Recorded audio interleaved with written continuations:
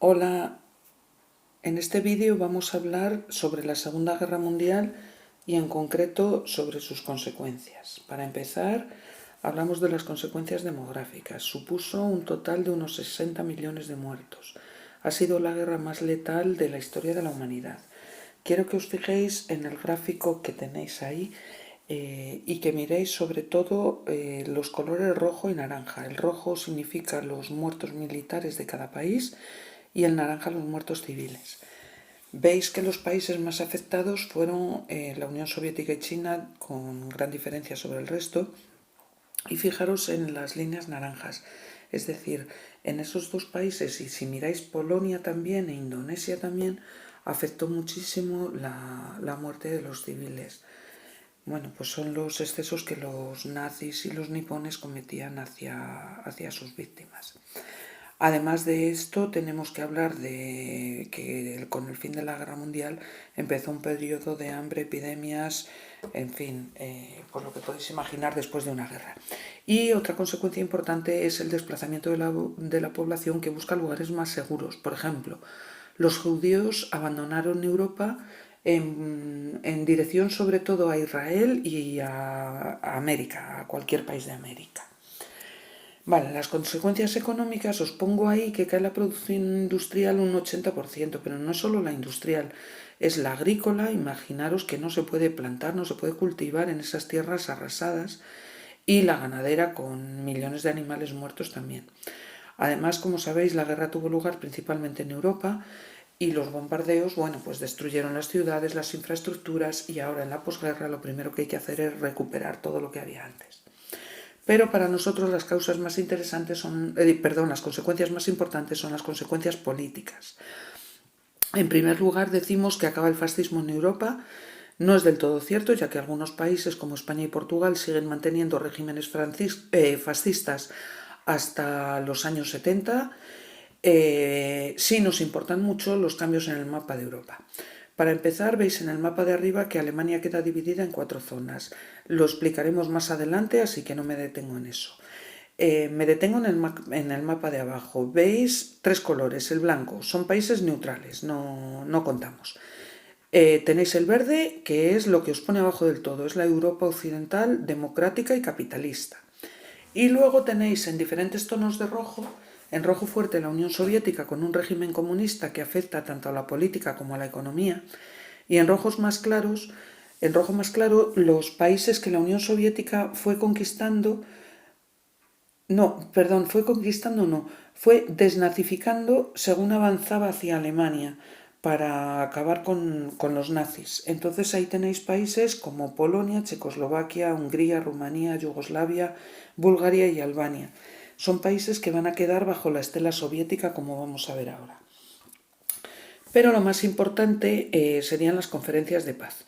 Vamos por orden cronológico y entonces empezamos por la de Teherán, es la que tenéis en azul. La conferencia de Teherán se celebra en noviembre de 1943.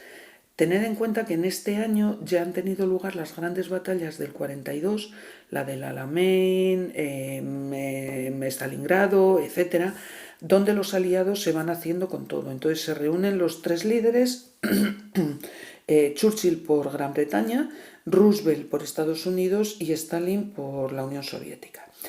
Y en ese momento, después de empezar a ganar la guerra, deciden apostar todos por ese nuevo impulso a la guerra. Y también hablan, pero solo hablan, de la división de Alemania como causante de la guerra. Vale, la siguiente conferencia en orden cronológico sería la de Yalta, que tiene lugar en febrero del 45. Pensad en la fecha. Quedan 3 meses, 4 meses para que caiga Alemania y acabe con ello la Segunda Guerra Mundial en Europa. Alemania se rinde en mayo del 45 y fijaros que tan solo unos meses antes. Los 3 mandatarios de la otra vez, Churchill, Roosevelt y Stalin, vuelven a reunirse y acotan un poquito más. Ahora no solo deciden dividir Alemania, sino que también deciden dividir en 4 Austria y las 2 capitales de los 2 países, Berlín y Viena. Además hablan de las indemnizaciones que debe pagar Alemania y intentan forzar a Stalin a que realice elecciones libres en los países que ha ocupado, en los que tenéis ahí de rojo clarito. Pero Stalin se niega en redondo, por lo que finalmente termina anexionándose los países bálticos, Estonia, Letonia, Lituania y el este de Polonia. Bueno, la siguiente conferencia es la de San Francisco, que como veis se celebra entre abril y junio del 45, o sea, justo cuando se está terminando la Segunda Guerra Mundial. Los objetivos los visteis el año pasado en tercero, entonces no voy a decir nada. Me detengo un poquito en los organismos. Empiezo hablando de la Asamblea General, diciendo que es el órgano de representación de todos los países miembros de la ONU, donde todos los países pues tienen un embajador ante la ONU. Es un órgano pues de deliberaciones, consultivo y ya está.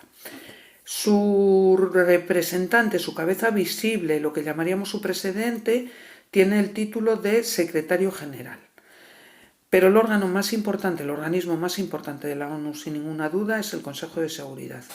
El Consejo de Seguridad, como veis ahí, está formado por 10 más 5 miembros. ¿Qué significa eso? 10 miembros se van eligiendo cada cierto tiempo, cada periodo, pues no recuerdo la cifra, pero son cada 2, 4 años, una cosa así. Más 5, esos 5 son los que se llaman miembros permanentes del Consejo de Seguridad. Esos miembros permanentes, fijaros en ellos, son los vencedores de la Segunda Guerra Mundial. En Europa tenéis como vencedores en la Guerra de Europa a Estados Unidos, la Unión Soviética y Gran Bretaña. Invitaron a Francia. En Asia el país vencedor al final fue China. ¿Qué tiene de particular este Consejo de Seguridad? Que todas las decisiones importantes de intervención se toman ahí. Y como veis en el mapa mental, esos países tienen derecho de veto, pero solo los 5 de los que acabamos de decir. ¿Qué significa que tengan derecho de veto? Que si uno de esos países no quiere intervenir en un conflicto armado, ese conflicto queda sin intervención de los cascos azules de la ONU. Es decir, si 14 miembros, los 10 no permanentes más 4 permanentes, quieren intervenir, digamos en Siria, y uno de ellos se niega, no se interviene en Siria. Bueno, eso se explica algunos de los conflictos del mundo actual. Nos vamos a la última conferencia, sería la de Potsdam, que se celebró en julio del 45. Volvemos a reflexionar sobre la fecha. Recién terminada la Segunda Guerra Mundial, repito, mayo del 45, estamos en julio, y se reúnen en Potsdam, una ciudad al lado de Berlín, una ciudad alemana. Se van a reunir, van a cambiar los presidentes. Attlee, por parte de Gran Bretaña. Ha habido elecciones y Churchill ha perdido, y entonces es sustituido por Attlee. Por parte de Estados Unidos ahora viene Truman. Roosevelt ha fallecido y es sustituido por Truman. El que no varía es el de la Unión Soviética, que es Stalin. Vale, pues es en esta conferencia de Potsdam donde se decide la definitiva división de Alemania en las 4 zonas que habéis visto aquí. Vamos a pensar en ellas. Se divide entre las 4 potencias vencedoras en Europa. Como veis, la zona más oriental, más al este, le correspondería a la Unión Soviética. La zona norte, pintada de verde, le correspondería al Reino Unido. La zona azul, que está al lado de Francia, le correspondería a Francia, y la zona del sur le correspondería a Estados Unidos. Como veis, en el territorio controlado por la Unión Soviética, en el centro tenéis la ciudad de Berlín, y también la tenéis pintada de colores. Eso significa que Berlín estuvo dividido en 4 zonas. Esta división de Alemania supuso que al terminar la guerra no hubo un gobierno alemán como tal, sino que esos países se ocuparon de desnazificar esas zonas y de intentar recuperarlas de la guerra.